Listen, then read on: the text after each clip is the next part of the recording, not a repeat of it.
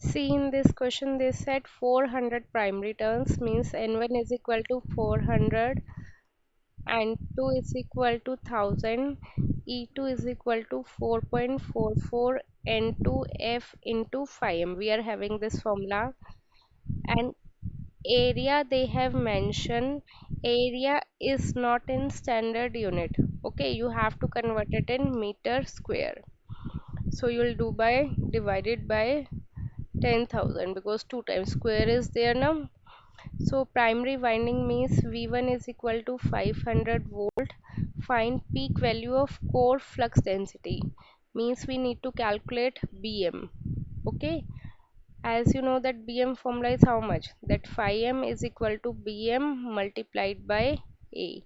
Okay, 5m unit is how, Weber, BM is Weber per meter square, or we can say Tesla.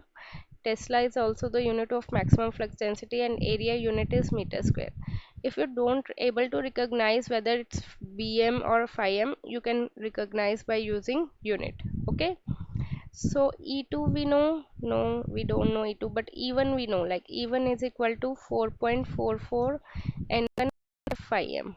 Okay, E1 we know that is equal to V1 only, 4.44 we know, N1 also we know that is 400, frequency is 50 hertz, so we can get 5m value here, right? We can substitute this 5m value here, and area also given.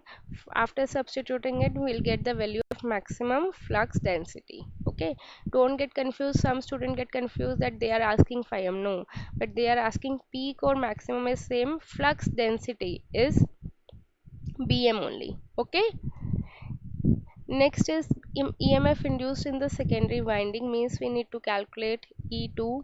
So you can use the formula E2 is equal to E1 divided by N2 by N1. E1 is equal to V1 only. We know N2, we know N1, and we know V1. From here we'll get the value of E2, right? Now after this they are asking, no, this is they are asking just now.